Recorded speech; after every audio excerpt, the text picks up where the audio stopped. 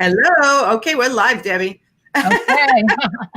Hi, everyone. Hi, everybody. Welcome to Weekend Wind Down with Business Coach Nancy. Cheers, everyone. I don't know, what are you drinking? Cheers. I have my Shakeology, my chocolate shake. See, the first thing I'm having all day. Oh, no. So welcome, everyone, to Weekend Wind Down with Business Coach Nancy. Hopefully, if you're watching, you know me already. I'm Nancy Ganzikoffer, business coach to interior designers and other creative entrepreneurs. And I do this every Friday, and I try to bring on different people related to growing your business or the interior design field, people who can help you visualize doing things a little differently in your business. And you may be able to be, I can't talk, it's 4:30 on a Friday. Different from what you might be thinking today. So hello, Kelly. Let me just say hi, Debbie, to a couple of people. Sure. So hi, Kelly. Hi, Allison. Hi, Allison. Hi, Sam. I just spoke to Sam the other day.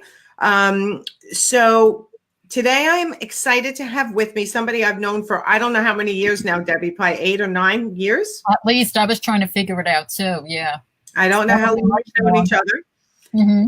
But we are both here on Long Island, New York, and Debbie is an artist, and I want her to introduce herself because she does do a lot of different things in the art world. And then we're going to kind of dive a little bit into her history, what she's doing today, and plans for the future, which we were just talking about. So I'm going to put her on the spot.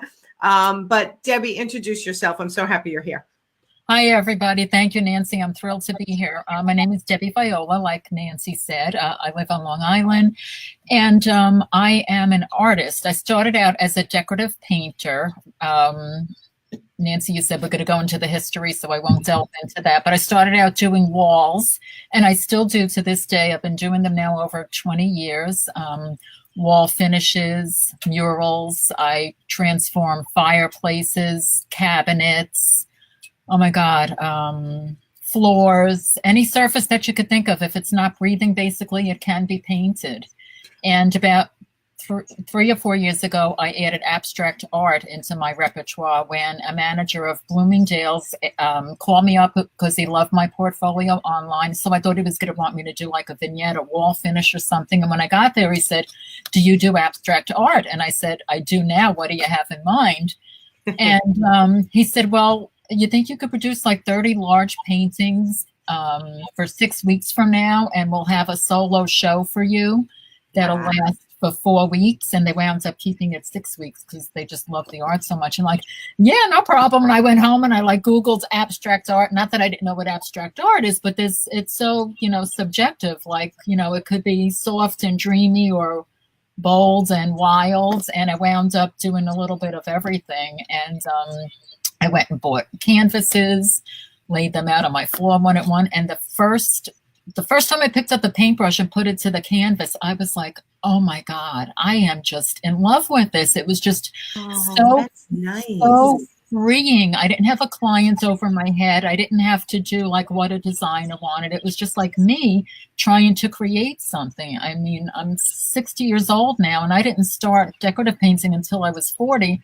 And I never really did a painting until 4 years ago when I got that call from Bloomingdale. So it was just like a whole new thing for me, and I loved it. And I stayed up till like 3 and 4 in the morning, just banging them out. And when I delivered the 30, as they were pulling them out, they're like, "Oh my God, this one's gorgeous. It's going to go here. It's going to go there." And it filled up the store so quickly, but there was still so many empty walls. And they're like, "We wish we would have asked you to do more." And the show was like the following week. And I didn't tell them. I went out and I bought 10 more canvases, and I stayed up till 4 in the morning again, and I delivered 10 more. And they were like thrilled. They were very thrilled. So it was, wow. Yeah. Well, and I mean, one of the things you're a very giving person, and you take opportunities. And I love when you said, I said yes. And that's part of my story, right? Yeah. You say yes and figure out how later, you never say no. Right. Well, yeah, sometimes you have to say no, right, but yeah. That was an opportunity for sure. Yeah, and through that, Anita of Etc. Arts, who you know very well, she made it to the show, and I've been working with her ever since. She's been selling my art, mostly through her interior design clients ever since. So that's been great. And Marlena Teich, another local designer, saw one of the paintings and called me up and like, I want this one for, I'm working on a George to the Rescue episode. So we delivered it, and like, we were so upset. It was like an inch too big for the spot. Oh, no. Yeah. So it didn't quite make it to the show, but it's a semi-famous painting. Yeah. So a lot of good things have come of that. And, I'm still going, and I'm still doing both. Some people feel like, oh, so you stopped doing finishes and all that. I'm like, no, I'm just doing everything. I just love it all because it's a second career for me. And I pinch myself that I still get to do what I love every day. And sure, there's pitfalls and all that, but basically, I'm very happy doing what I do. Well, you don't look 60 either, by the way. Thank you. that just sort of stuck in my mind. I didn't want to forget about that. Thanks so much. I feel it lately, that's for sure. Well, it's cold out. We all kind of feel it all of a sudden, aches and pains and things. So tell everyone a little bit, give them a quick brief about your history and what you did before you were painting. Okay, I was always creative. I had to teach myself everything because I'm left-handed. So like I had to teach myself how to crochet. I would like buy a book and like hold it up to the mirror trying to figure out what the hell I was doing. I went to a Catholic business high school in Brooklyn, New York. They wouldn't let me take art as an elective, which I wanted to. They like forced me to take algebra. I'm like, oh God, I hate math, So I never had the opportunity to paint. And then I went on, I was great at stenography and typing 120 words a minute. So I got a job straight out of high school for a small law firm. Then I got another job that I was at for 23 years. And we grew it into a 9-attorney law firm that I ran. And my boss, I couldn't stand him. He was just like a toxic jerk, a horrible workaholic. And this sums him up. So I started decorative painting in 1998. We put a new bathroom in our house, and I said to my husband, let me fool around. I've been watching these shows on HGTV. If it doesn't come out good, no problem, I'll paint over it. Came out gorgeous. Contractors are like, you got to quit your day job. I was like so excited, like, oh my God, this is so cool. But I didn't do anything with it other than family and friends and their friends. So it was just something on the side, nothing really. I didn't think that I could do anything with it. We had to pay for college because my daughter in 2001 started Barnard College in the city. And on September 11th, we were in the city and saw everything live. I'm going to try to make it short. And my boss is screaming. He thought his friend was in one of the buildings. And we saw the buildings come down. And I'm like, I got to get out of here. I was going to walk. My husband and I decided I was going to spend the night at my daughter's dorm at like 110th Street in the city. Thank God my days of wearing high heels were over and I had my flats on. Oh, yeah. As I'm walking to the elevator, he follows me with work. Since you're leaving early today, could you do this at the dorm? Like, he didn't just think his friend died. We didn't see Bill. So that just sums up what I put up with for 23 years. And I felt like I never had an out. But backing myself into that elevator with my jaw dropped, I'm like, I'm done. I am done with this man. But because I'm so super responsible, I forced myself to stay to my last little Christmas bonus. And that was it. And I quit right after that. And I'm like, I don't know what I'm doing, but I never, ever want to work for anybody else again. This hobby that I have, let me see what I could do with it. So I started painting on glasses and took them to a craft fair. And somebody took my card and gave it to her neighbor and said, oh, my neighbor's renovating. I went to the neighbor's house and her designer friend was there. And I got this big job for like 3 big rooms in her house. And I've been working with the designer up until she moved a few years ago, just from that silly little $50 craft fair. So I tell everybody, you never, ever know. I try so hard to do like specific targeted networking, like you tell me to, and then like something, a fluke like that. So you never really know where your jobs are going to come from. No, it's true. I mean, it's like I started out doing the home art parties, sticky tacking my mother's art to friends and family's houses. And then the day an interior designer walked in, it changed the face of my business. I went little light bulb like this. There's an ideal client here. And I decided to then start pursuing that. So it's true. I tell people getting out is really important, getting out and among people. Yeah. And telling stories about what you do and what you love, and your enthusiasm ends up being contagious. That's it. That's it. People, that's what they tell me. Oh my God, you love what you do. I can't believe you enjoy climbing ladders. And like after what the kind of job that I had before that, this is just, I just love it. Instead of getting yelled at all day, this isn't fast enough, I'm making people happy. I'm beautifying their homes. I'm transforming basically their lives. If it's a room that they relax in and I did something that they couldn't find on a wallpaper or whatever, make it personal to them. I mean, I had one client, I didn't know how sick he was, but he wanted a mural in his bedroom, and it had to be very specific. He went through all his family photos. When his kids were little, I had to paint their cars at the beach.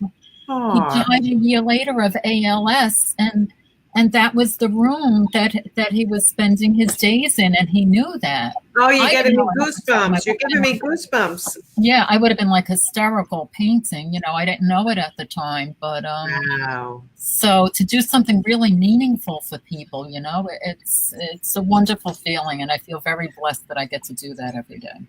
Definitely. I saw. I don't know if you're ever on my LinkedIn. I have a pretty big LinkedIn connected community now, but I saw this epoxy, which I know you've been starting to get into, and you got to go look at this video. I couldn't share it on Facebook, I don't think, but this artist was like pouring epoxy onto a kitchen counter. Yeah, I'm doing that next. Smoothing it out, and then like splashing color randomly. Yes. And then he's smoothing and swirling. It looks like a glass countertop. Yes. And I was like thinking of you. I was trying to tag you and I couldn't figure out how to do it on LinkedIn.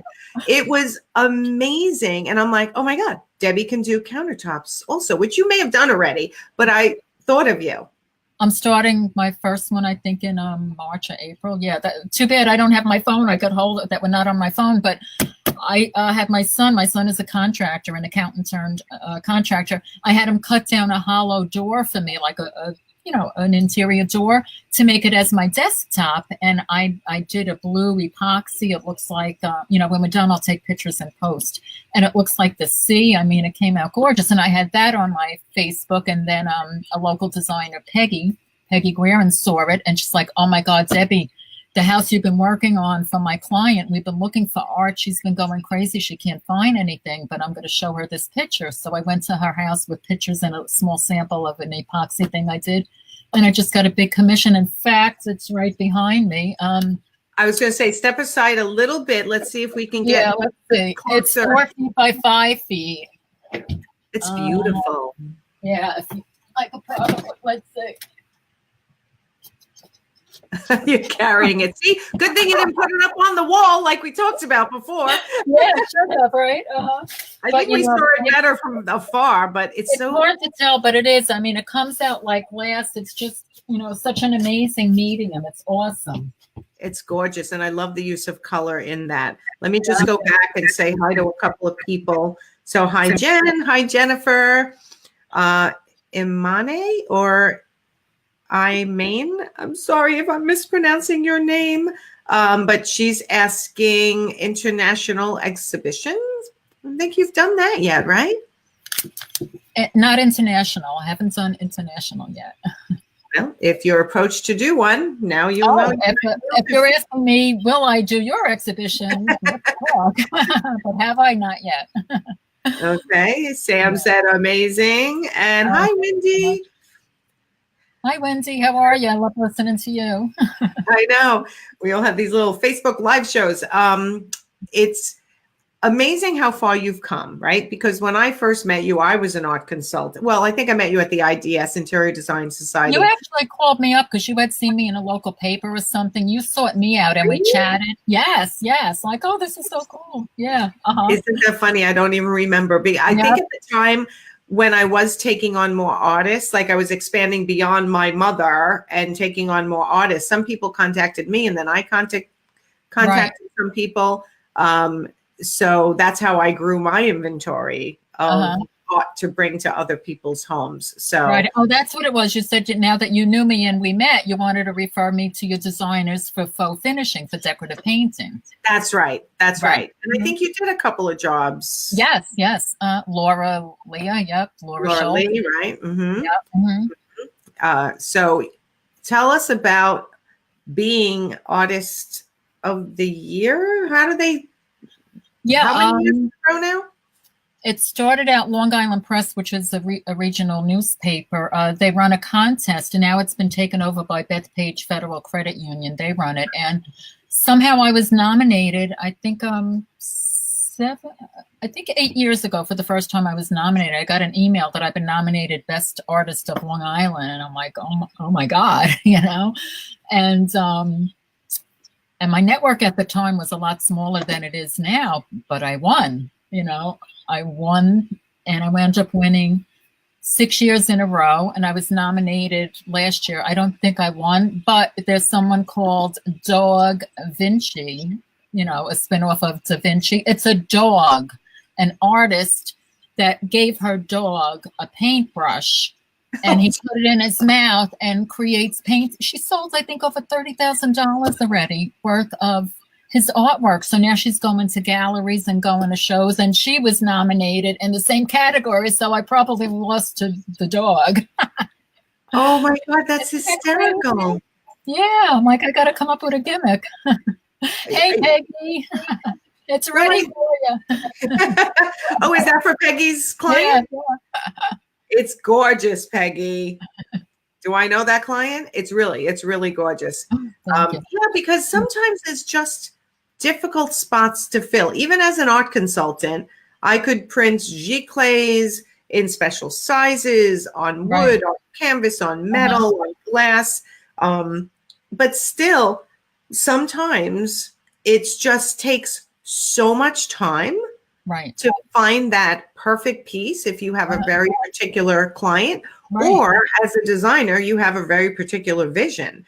And having what we're talking about here is having an artist in your back pocket, somebody as diverse as you, who can really create traditional, transitional, modern, and do custom pieces in all different finishes. And I think this latest epoxy, am I saying it right, that you're doing? I mean, I saw it at Swatched too, and I called you over and I'm like, okay, this I really like. Yeah. Designers are telling me, I think you're onto something. This is like your best work yet. Stay with this medium. It's just awesome. And the way you use your colors. Yeah. I agree. And it's funny because same as my mother, who's an artist who hasn't been really painting much lately, you go through seasons. Right. All creative people go through seasons of styles and feel. Yeah. And you've definitely, I think, hit your season that you should stick with for a while, because if you're enjoying it, it's beautiful. Thank you. Yeah. And it could be done on glass, on plexiglass, in any shape or size, on so many different surfaces. At the end, there's a propane torch involved, and I took a video of it. My eyes popped out too, but not as much as my husband's. He's like, you are not doing that in the house. But he was standing by with a fire extinguisher. I would have thought that would be a good idea. Yeah. Is it what's from the beginning of that process? How long does it take to do a piece like the one behind you? I guess because my decorative painting background, for me, it's all about layers and textures. Some people, like the artist you saw, probably just poured a few colors and just like spoof and, blew it all out and it was done. But I like to go back in and layer and layer. So I worked on it for weeks. I mean, not like 40 hours a week, but, it took quite a long time to get all the different layers and the dimension.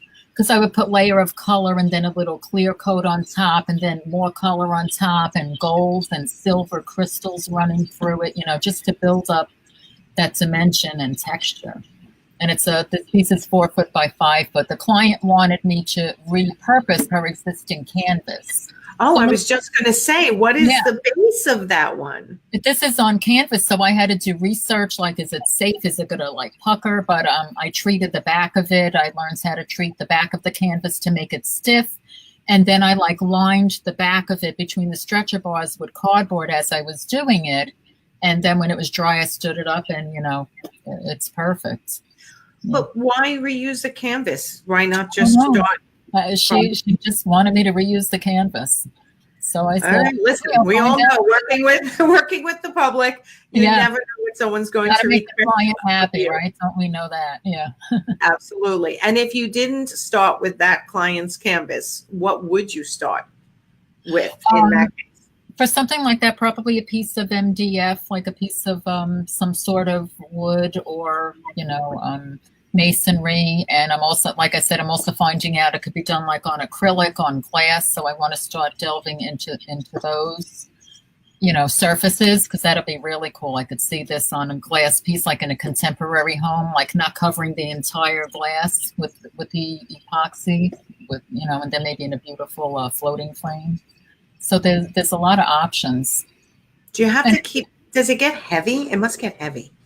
This is a little heavy because it's so big to begin with. It's a little clunky, but yeah, if it's small, manageable pieces. And if somebody has like a huge wall to fill, like I could see this in a contemporary house out east in the Hamptons, you could do a lot of small panels and just, you know, put them up in a, you know, nothing has to be just one big piece, you know, that's what art goes to, but there's so many creative ways you could work it. Well, and I guess you could ship that as well, right? It's safe to ship. Yeah, anything can be shipped. And my other type of art, I work a lot on unstretched canvas, like my abstract art. So that could be rolled and shipped with no problem. So the way you and I are working now, it just happens that we live in the same area. But, you know, you could be in Hong Kong and we could still work together. I've worked remotely with designers and, you know, clients. I had a client in Arizona, and, you know, she just sent me some color swatches, sent me a picture of her inspiration, and I mailed her a beautiful painting that she loved. And I've worked remotely. Scary, isn't it? Like, what happens if it gets there and they don't like it? I know. That's so, like, I always hold my breath. Like, even when I'm doing a job, like a mural or a wall finish, you know, people like the sample when they see it like this, but to come home to like your whole room is done in color, you know, it's a bit shocking if you're not used to it. So I always like hold my breath until they come in and like, oh my God, it's gorgeous, you know. So yeah. Once I had a husband, he had no idea what the process was. He didn't want to be involved in it. He trusted his wife. And I should have left the sample there, but I forgot it. I was working late and I scooped it up and came home, and I wasn't quite done. And it was like gold and red, and there were like some splotches on the wall. It wasn't finished. And the next morning she said to me, oh my God, I thought my husband was going to kill me, Debbie. He couldn't understand what the hell I was doing to the walls, what I let you do. So when I got there with a sample, we took a picture and sent it to him at work, and he was like, okay, that's a lot better. And when he came in, he called me to say, don't worry, I absolutely love it. But, you know, sometimes when you're in the middle of something, you know, it's hard to realize it's going to look great in the end, I promise. Right. It's almost like you want to cover it and say, don't look till I'm done. It's kind of like when a designer starts to place the furniture on the big reveal day. Yes. Go out, have fun, have a cup of coffee, go to a spa day, and come home when we're done. Because otherwise you're seeing everything come out piecemeal. In pieces, and it's like, oh, this isn't what I thought. Yeah, it's so true. Mm-hmm. I used to do the same with accessorizing. It's like, could you leave? Right. And when you come back, we'll be done. Otherwise, when I'm taking things out of boxes, where they were like, I don't really like that, or I don't really like that. Well, that's not quite my style. I'm like, go away. So kindly, if you could go away and let us place it, you might feel differently about it. Let us do what you hired us to do. Right. Mm-hmm. Right. And the wow factor, when they come in and it's all done, it's like, oh my God, like what a difference from seeing it in bits and pieces, like you said. Yeah. And you do restaurants as well, correct? I do, yes. Let's see. The most recent one I think was there's a wonderful restaurant. We've become such friends now. A Zona restaurant right here in Massapequa on Merrick Road. I did the 2 rooms, their bathrooms, and she wanted epoxy floors. At the time, I wasn't confident enough to do it, so I called in Oh, the company that I worked with when we did the floors at Mercy First, when IDS did Mercy First, when I did that beach floor, that beach epoxy floor. That was amazing. Wasn't that gorgeous? Yeah. So just so everyone knows, the Interior Design Society Long Island chapter does a charitable event every year, remaking something for somebody. So that year we had gone into Mercy First, which is a school for children who don't have homes to go home to. Yeah. Very difficult situations. And they wanted to make what was it, Debbie? A life skills classroom. Thank you. Yeah, they turned a classroom into a life skills classroom. We had companies that donated cabinetry, and I think Bonnie went in and did like closet work and gave them all their individual cubbies with locks, because they came in and they learned how to cook and become independent. These were all teenagers, I think. And do laundry.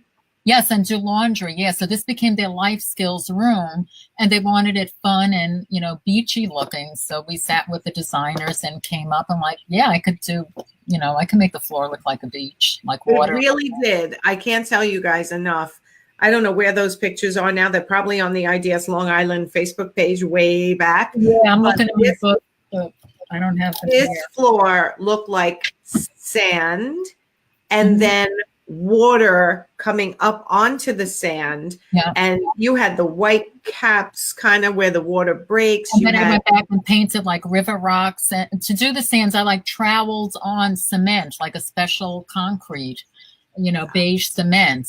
So I did half of the sand, and then the guys did the epoxy, all the shades of blue with the white caps, and then I painted it to make it look even more realistic. That really came out dynamite. Yeah, I'm going to try to find the pictures and put them on my Facebook or website. I think they're on my website, but yeah. Oh, they should be on your website if they're not on your website. So somebody's asking, do you create sculptures? I've never seen you create sculptures. I did a big paper mache tree for a designer. Again, there you go. Why you need an artist in your back pocket. A local designer I work with, Rosat, this is years ago. She's like, Debbie, I'm doing this room in like a log theme, like camping for it was a baby boy nursery, and I painted clouds on the ceiling, and she got this beautiful like log cabin furniture. But her vision was to have a tree standing there, like going up into the ceiling. So again, yes, Rose, of course I could do it. And I researched and found out exactly how. And we got wire and newspaper, and I made this, I think it was 8-foot tall sculpture, a tree. Wow. And it looks like it's going, the way it was placed, looks like it's going like right through the ceiling, right through the sky. Yeah. So how long did that take you? Oh, gosh. Maybe a month or so. Yeah, that's a long time. I would think it would.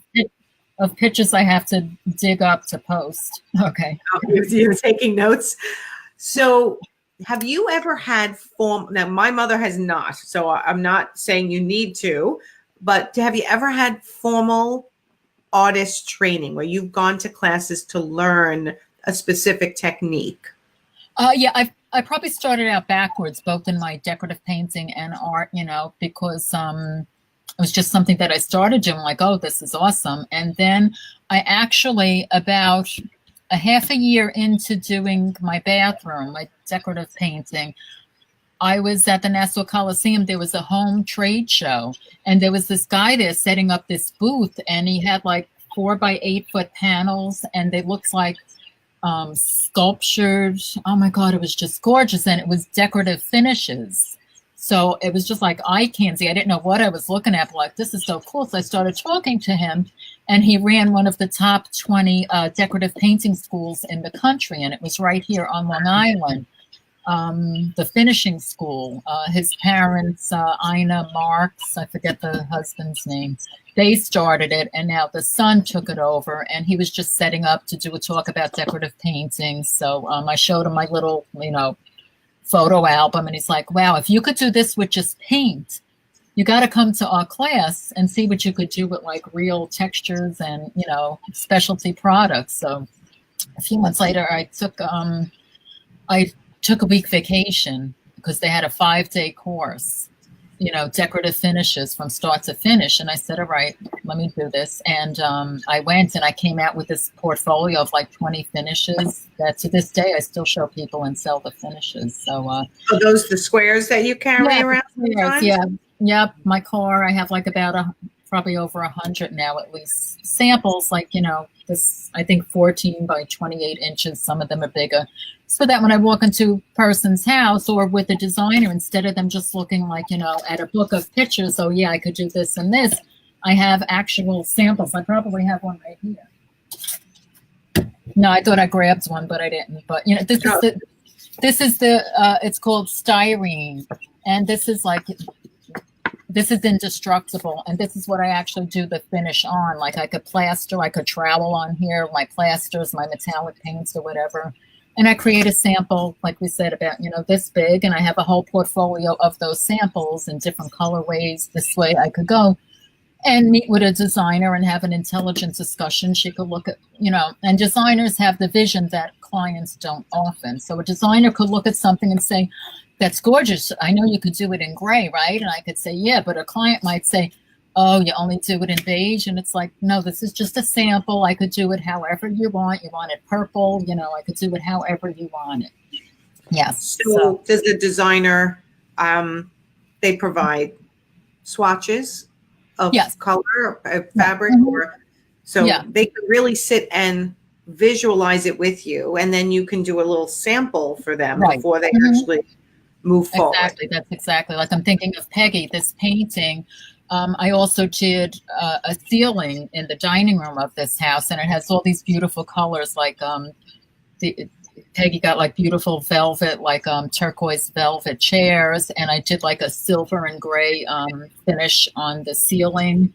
And there was mirrors on the wall with all molding, like 12-inch square molding that was painted white. So I did a finish like silver and gold combined on that, just to like modernize the room. The client didn't want like a full gut, which I'm sure Peggy would have loved to do, but she just wanted to update what was existing. So, so Peggy came, she gave me samples of all the fabrics, and based on that, Peggy picked the finishes that she liked, but they weren't quite the right colors. So I went home with the samples and made the right colors, came back, met with the client. They both approved it, and then boom, I did the ceiling. And then that led to, we got to update this art. She had like a triptych, an art of like big calla lilies that she did not. The tree painting, triptych. T-Y-C-H. I don't know how to pronounce it, but I know how to spell it. They were calla lilies, but they were like, 1980s colors, like seafoam green and peach. And the woman, much to Peggy's chagrin, did not want to get rid of that art. So what we came up with, Peggy said, look, Debbie could paint it for you. She'll keep the calla lilies for you, but we got to update the colors to make them work in the room. So that's just what I did. I made the, that ugly seafoam into a beautiful teal that matched the fabric, and I brought in the champagne colors, and I got rid of the peach of the calla lilies and made them more neutral to go with the fabrics in the room. And now they look beautiful in the room, like it looks like new art for that room. So I do things like that. So you took their existing art and painted over it. Yeah. Mm-hmm. Oh my God. Can I tell you, I would not have, my nerves would be shot. I can imagine when you're getting ready to put that first bit of new paint on somebody's old art, I would be dying. Anyone else, please tell me you would be dying too. This is why I cannot be an artist. I would be like, I'm afraid. Like, how about I create completely new pieces so that if you don't like them, I didn't mess up your old art. Like, I would be so sad. How did you get it? Was scary because it was like a fabric, like a fabric canvas. It almost looked like a muslin kind of, and it was like embroidered, like the calla lilies was stitched. So I had to make sure I stayed inside the stitching and not get paint on the stitching. It was like, and I couldn't put tape on it to tape any area off. It was just like, God holding my hands and guiding me, I guess. Somebody. Yeah. So, that's scary. And you do this all in your basement. You don't have a studio. You have a studio. Years ago when I first started, I had a shop.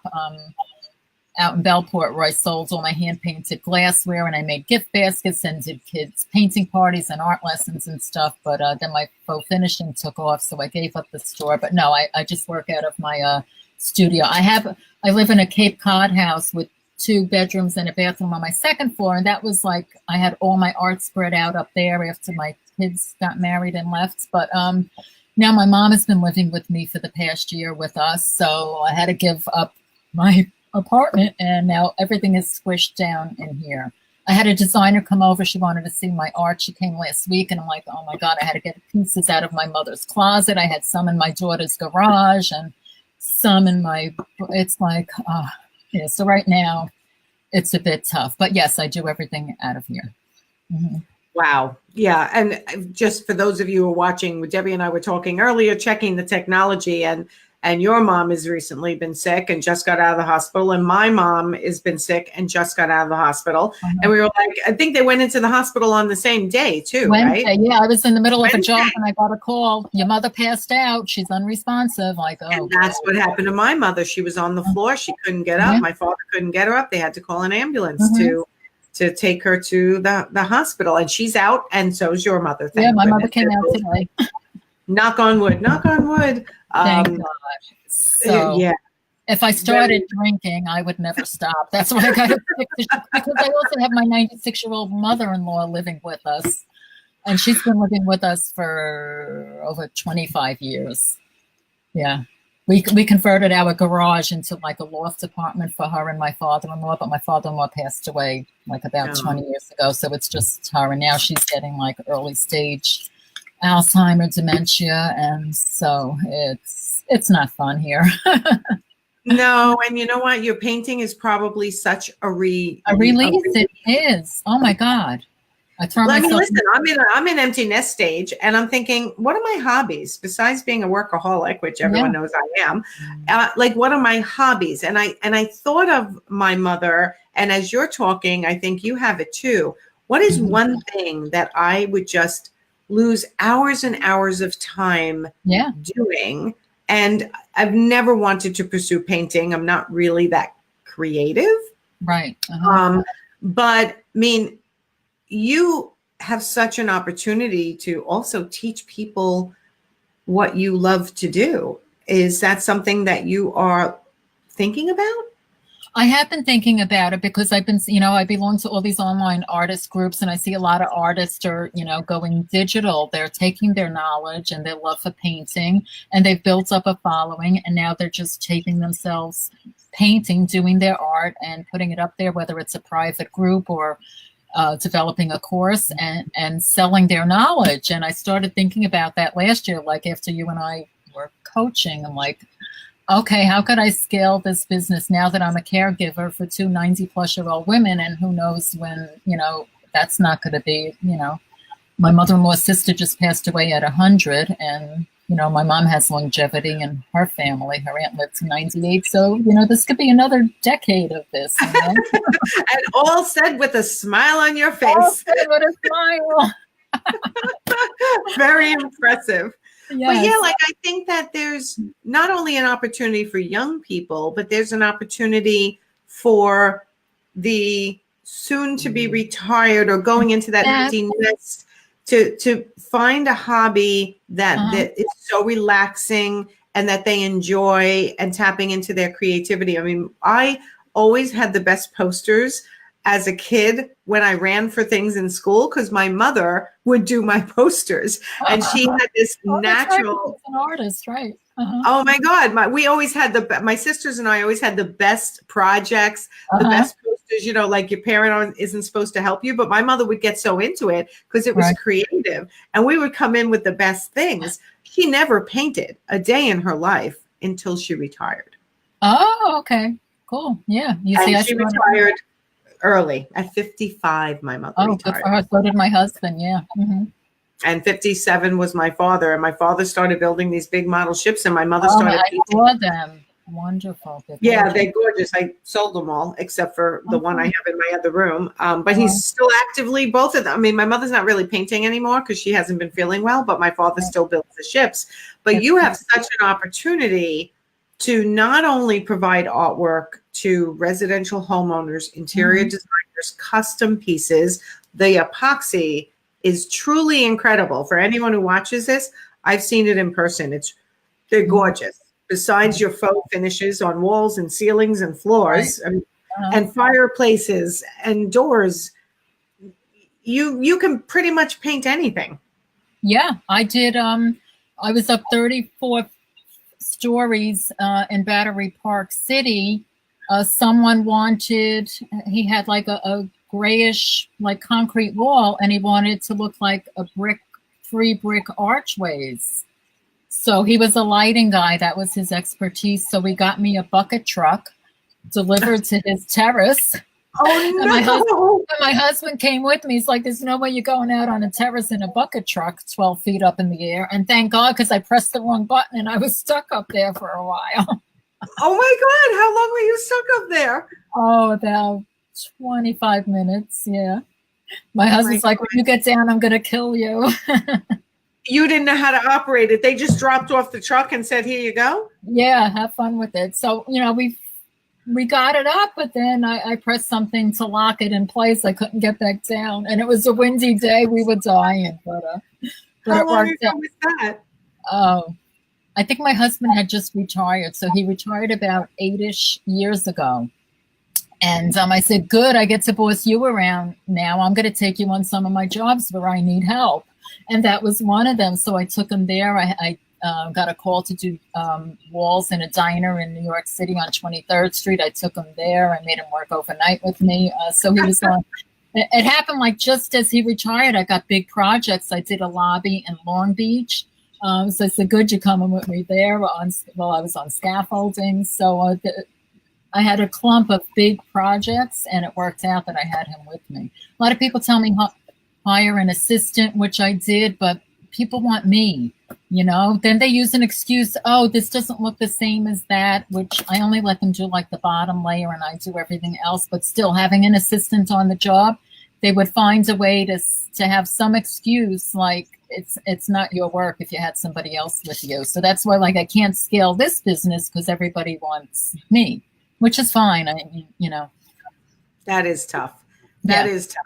And the designers deal with that too, where people want them, but they can also have people in the background doing work where you really, I mean, you could have someone doing social media, accounting work. Yes. I wish my daughter was living home with me. Well, now my grandson's getting old enough. He just turned 7. I have twin grandchildren. And when I was on John Tedesco's happy hour, I had my daughter bring my grandson. He sat off to the side in the background, 6 years old. I'm like, Brandon, if I have any technical difficulties, you'll help me, right? My God. He does Facebook Lives with Tech Tip Thursday. He's just so ingrained. I swear to God, he's into this so much. My daughter says he'll wake up at 7 o'clock in the morning. Mommy, you know that nest that we have outside? Grandma and Grandpa need to get one so they could keep an eye on the grandma so no strangers come in the house. And, we got to hook it up this way. And he's really, the way his brain operates, it's so funny. But he's my little tech guy. And in another year, I could probably hire him to do my social media. You probably could. It's amazing how young kids are these days. And you know what? There's so much debate as to whether it's good or bad. I don't know the answer to that. I mean, in some ways, I was watching something the other day. They shouldn't be on it, and I agree. My daughter never used it like as a babysitter to sit them in front of a phone. Their brains aren't developed enough. They shouldn't be on it more than 2 hours a day. That's absolute, there's scientific proof. It desensitizes them, and that has led to a lot of, problems that they're seeing now in teenagers. Like they don't know real reality from, fantasy. Like a lot of these mass shooters, like they find that they just spend their days on the computer and, I'm just going to shoot and kill somebody, Yeah, it's so scary. I mean, I'm becoming a certified body language trainer. Mm-hmm. And in that course, it came up yesterday in our session. It's a certification course. It's about 12 weeks. I'm only about in week 4 and I'm already behind.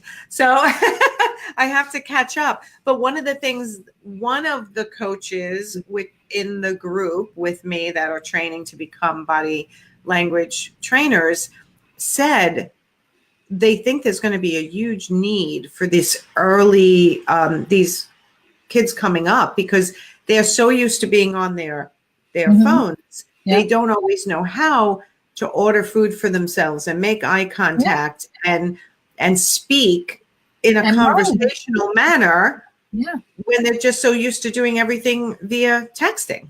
Yep. Mm-hmm. It's true. They can't even write a sentence. My daughter's a teacher, and I think she said they stopped teaching cursive writing, which is like a travesty. Yeah, I mean, how horrible is that? How sad is that? I know. My son is 19, and I don't know if he ever learned cursive. It's so interesting, right? And they can use calculators for everything now. It's a whole different world. But I feel like I'm 100 years old, because we see all this like right in our lifetime. I'm like, I'm not that old. How did things change so rapidly, you know? Well, I remember when you used to come to the IDS meetings and you used to take shorthand. Yeah, all right, yeah. And my mother was the secretary, an executive secretary. So she used to take shorthand. I learned shorthand. I learned to type. I was a decent typer, not like you, typist. But it's very different day and age. But I also love the fact that the creative arts are becoming stronger, I feel like, in a way. Like, because not everyone, not everybody's kids are college kids. Like, they're not all going to go to college. And hopefully, if you want your kid to go to college, they go to college. But it's also, there's so many other avenues for their creative outlets. And I think that being an artist is, it's tough to make a nice living being an artist. It is, because it's not just sitting back and painting. I wish if I could just do this, that would be great. I was thinking about it before we got on, and I'm like, it would be kind of like me telling you, like, in addition to what you're doing for your business, you have to, let's say, paint. You have to paint. You have to devote half of your business time to painting in order to be successful. On the flip side, and that's not true in your case, but in my case, I can't just paint. I can't just do what I love. I've been forced to learn about social media, how to do this. I need an email list. I need to grow my email list. I need to start a funnel, a campaign. Like, I just want to, all I want to do is paint. I didn't start painting so I could learn all this other crap, but you have to. Yeah, and and that's what the interior designers are facing also. And me too, right? I just want to coach people. I want to talk to people. I want to help them make money.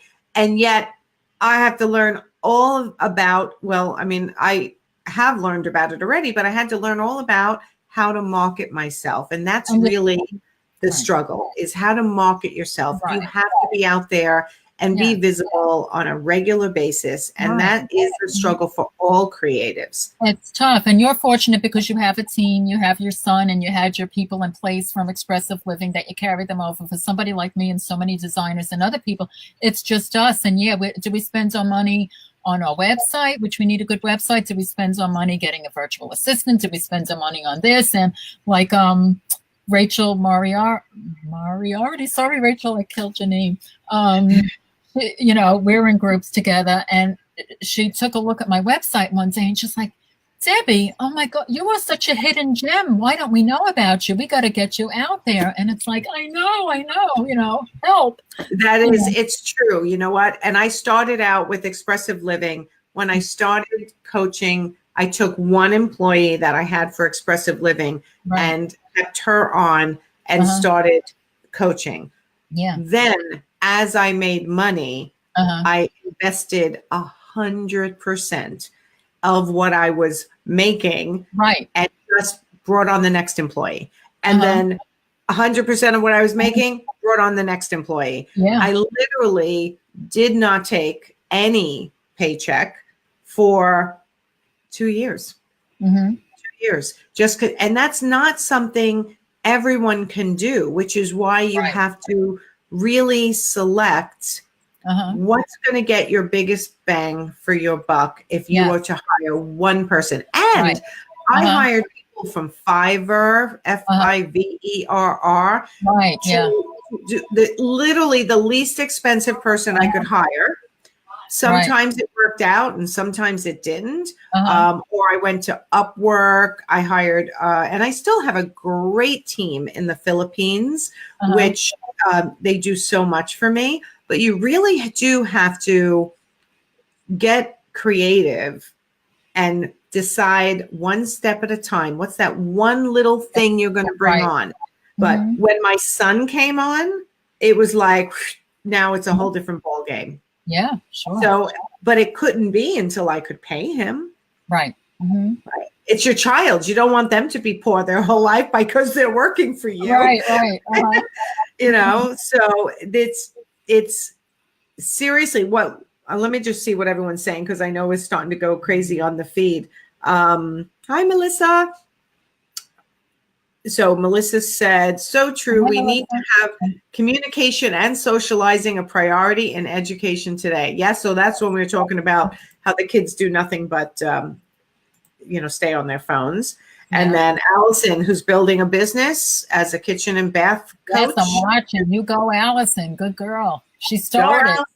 Yeah, she started. That's me. I learned. I have all my knowledge up here, and I just got to implement. Pick one thing and go for it. And I think that's, me. That's what I say. Like, you don't have to wait till you have the perfect production, the perfect funnel, the perfect email. I mean, I can't tell you how many mistakes I've made. And it's not like I'm proud of my mistakes, but at the same time, nothing's going to hold me back. And that's what I try to teach other people. Yes. Take action every single day, whether you consider it perfect or not, the best you can do, and then get it out there. A resume never seen is someone who's never going to get hired, because you just keep redoing it. Maybe there's a better way, and maybe I need a different font, and maybe it needs to look different. Just, perfectionism locks up so many people. It's true. And I do see that with myself, because when I tell myself, you got to do something, you got to be online, you got to, like with this painting, I says, okay, I'm just going to run time-lapse videos every step, or a slow motion video. Or whatever. I love those, by the way. I love those. People are loving them. I'm getting so much engagement and shares and hundreds of likes and comments. Like, okay, if I do nothing else right now, this is what I just got to keep doing. And I took the video of me with the propane torch. I just didn't get it up there yet. Yeah. I love it. No, and I actually, it's, those time-lapse videos are almost mesmerizing. I feel like I'm watching the Yule log. Like, I just stare at it. And I'm like, oh my God. Like, look, and it's actually more interesting because it's going so fast that it's not boring. Yes. Like I was on a scaffold. I did in a synagogue. I did a ceiling. I was gold leafing a ceiling, and I put my phone in the opposite corner and I just shot it. And I think it was like maybe a 42-second time lapse, but it was probably a couple of hours of me going around the room. But when you look at it, it's so cool. And like, everybody's real like, oh, wow, that's awesome. Yeah. So when you do those time-lapse videos, so you set up your camera, but you don't know when you're in and out of the and it's so fast that it doesn't matter. Right. Like, once I was doing it and a client came and talked to me, and like her back was to the camera, like, oh God. But you know what? It didn't matter, because in the video, it just looked like she was just like walking through the picture, So how do you do that? From your phone? From my iPhone, there's just, I don't know where my phone is. There's just a button on the back when you go to photos. I'm looking at my iPhone. So here's a tip. I should have my grandson do a if you stay to the end, you'll hear this tip. So if you go to camera, there's slow-mo. Oh, there it is. You time scroll. Lapse. The first one is time lapse. Oh, that's very cool. I just set it up and, hit the button. I have one of these, at Five Below, they had this little gadget. It's better than one of those little tripods. It's a gadget you could actually wear around your neck.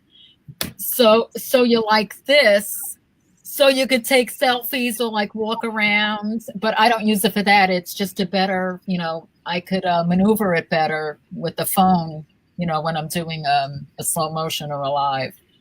But you don't use that for time lapse. Yeah, I do. I just sit it in a corner. I just sit it in one spot where I think I'm going. But I don't keep it on me when I'm doing it. No. Yeah. Okay. So do you believe we've been talking for 55 minutes already? No. And I said, Nancy, if we could have enough to talk about for an hour, we could go on for 3 hours. Listen, as I always tell everyone, my parents used to say, shut up, Nancy, you're talking too much. 5 minutes of silence. And I'd be like, I can't do it. So my mother still says, I can't believe you talk for a living and make a living. And I'm like, I know, I'm in my perfect space. So whatever your parents complained about when you were younger might just be your sweet spot. So I love the time lapse. Tell everyone, because I don't want to miss the opportunity. Oh, now I have my time lapse on. I should have recorded all of this. How can they see your work and where can they connect with you? I have a pretty good representation of my art on my website, www, and it's my name, Debbie Viola, V like violin, IOLA.com. That's my website. I don't update it like I should. And I try to flip my website around that it's more concentrated on my artwork. And I have a tab there that says local decorative painting. So if you're in the tri-state, New York, New Jersey, Connecticut area, you could click on that tab. And then there's separate tabs with cabinets, furniture, murals, things like that. Again, I don't get to update it like I should, but just to give you an idea of the quality of my work. And I'm on Facebook. My name, Debbie Viola, and my fan page, which I have to ramp that up, is Art by Debbie Viola. And I'm on Instagram, Art by Debbie Viola. And because I try to target interior designers, several months ago, when Mark McDonough had, this whole series on how to amp up your Instagram, and I was doing it so good, but I was focusing on, I have to keep this curated, make it look beautiful. I would spend like 2 hours doing one post, and I just got so burnt out, like, I got to stop. But it was stupid to stop because I grew it from 800 to, I think, 1,700 in just a matter of a couple of months. And if I would have kept going, I'd be in the thousands already. So I have to pick that up again. And I was getting like over 200 likes per painting that I posted, because I was consistent every single day. And then I got burnt out and I stopped, and I got to pick it up again.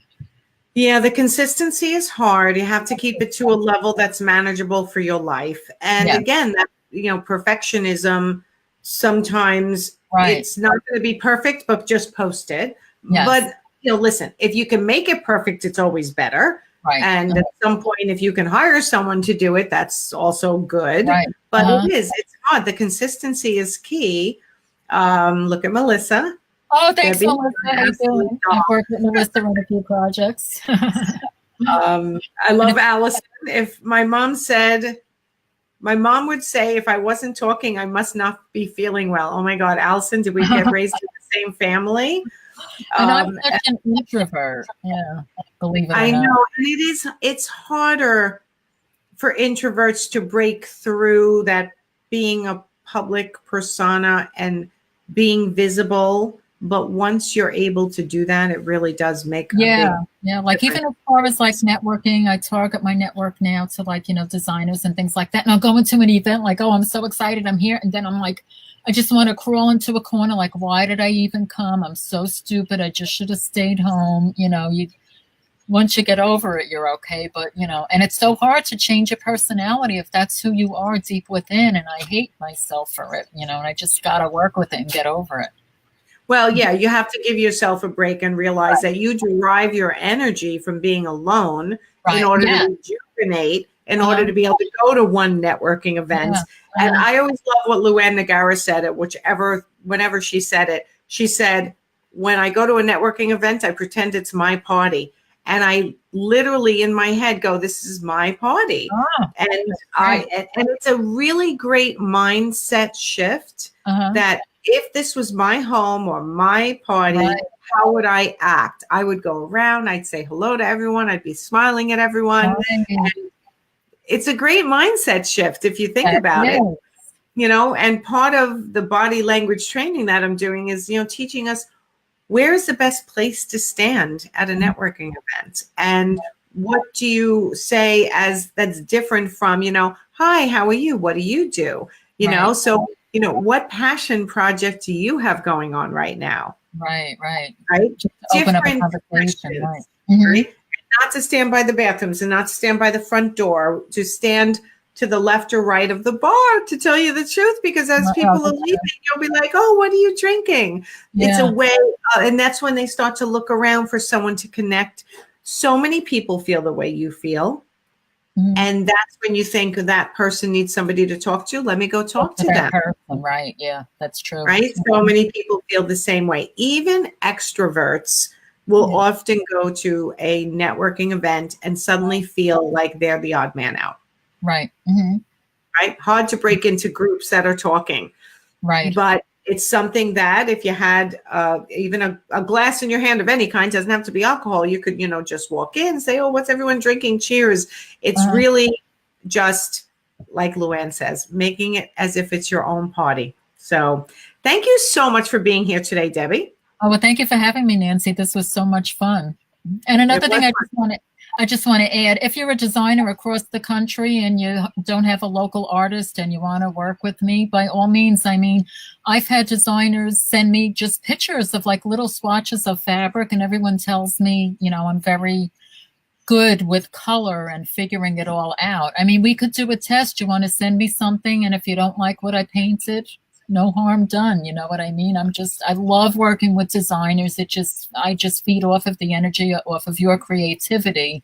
And I'd much rather be doing that than, going to a fair trying to sell my painting that I created, Absolutely. So, I did that in the beginning too with the art. It's brutal. Yeah. So, all right, everyone. Cheers. Cheers. Okay, cheers. Have a great weekend. Your healthy drink while I drink my wine. Yeah. Have a great weekend, everyone. Am I here next week? I am here next week. I am traveling. I'm leaving Sunday for the Interior Design Society National Executive Planning meeting, but I will be back by Friday. So I will be here. See you all. Please share this broadcast if you enjoyed it and you feel it would be helpful to other people on your list. And I will see you next Friday. Bye, everyone. Okay, take care. Have a great weekend. Bye.